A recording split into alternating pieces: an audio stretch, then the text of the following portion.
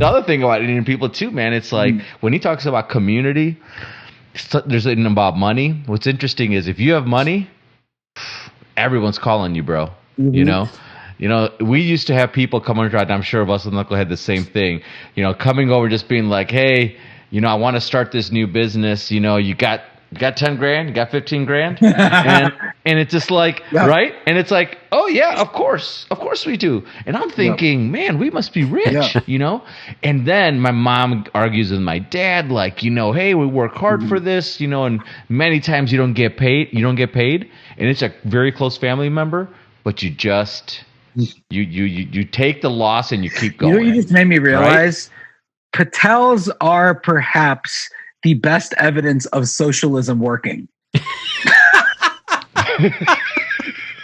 That is totally true. I just now figured that out. It's socialism. That's what it is. Well, and it's working. It is. I mean, it works. But I have you ever met an unsuccessful Patel? Until you bring home a white chick. But I mean, have you ever met an unsuccessful Patel? Yeah. Dude, I mean, you find them now in the second generation. The slackers. Yeah, that's honestly what it is. Like, our generation, like our parents were like the top 1% of the class, or, they worked their ass off. Yeah. And so we've all had a lot of pressure on us to succeed. And I also think generationally, like, I don't know how old y'all are. I'm 41. Like, I feel like I'm just on the end of that generation that was really obsessed with achievement and had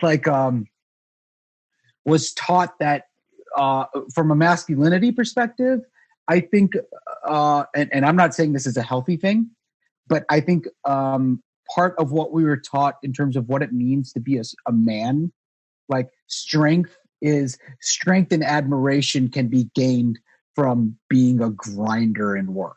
That is, I feel like part of our, I think that is part of how many of us have, from my generation, and I think y'all's, we're all the same. Yeah. That's what we were taught, that like, work your ass off and achieve in the workplace, and that makes you a man. And conversely, if you don't, you're not a man. Which obviously the world is paying the price for this mindset in a lot of terrible ways. Exactly.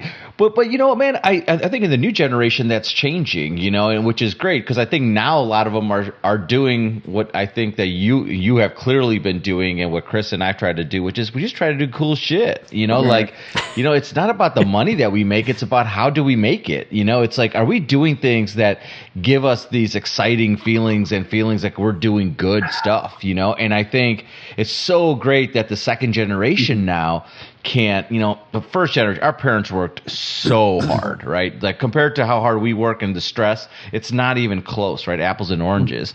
But like, now it gives us the opportunity, because we've had an education, we've had opportunities. It gives us the opportunity to kind of pick what we want to do a little bit, and that's what's super exciting. Hey, can I call bullshit on that though? Because man, when I run with the Indian dudes, I get run ragged. I mean, like, dude, Sundish never stops. He's always like, come on, we got one more thing. We could go do this. We can fly over here. We can do this. Like, dude,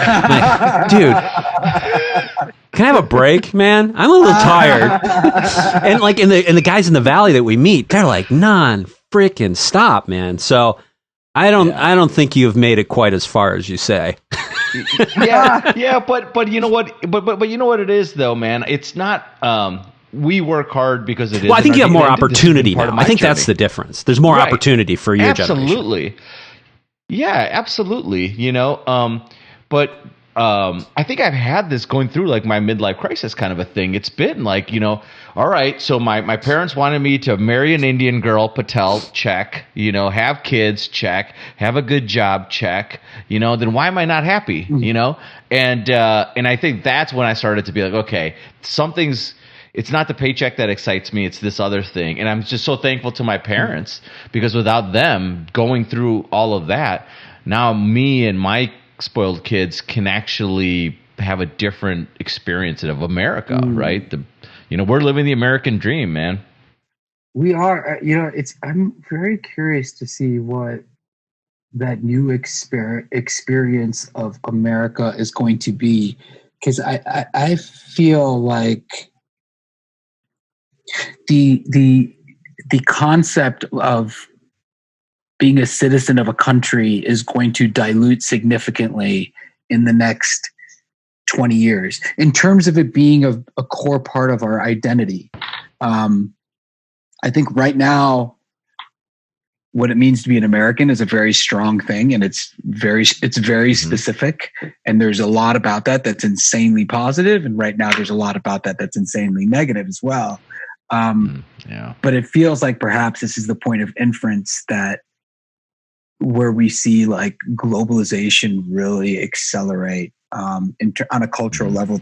There's just there's just diminishing returns on what borders really do, I think, these days. I don't know. Sorry, I didn't mean. Well, I completely pivoted the conversation. No, but I think you're right. When we talked to, like I said, when we talked to the Chinese economists, and like I don't know if you've ever read the book Factfulness by Hans Rosling, but if you haven't read it, it's a really interesting book. But one of the things that he posits is that the pure density of the Asian economy is going to make the global economy pivot more towards Asia and Africa, right? And it's trending that way. And I think, America's not going to be able to maintain the economic dominance like it has in the past, and it's going to have to share the stage a little bit with some of these other countries. And I think what you're saying there, is true, because as that happens, it's going to be a little bit more global, right? If you like what you saw, hit that like button and click on that subscribe button. That helps a ton. And if you want to get notifications when I post new content, click on that bell icon. And I will see you in the next video.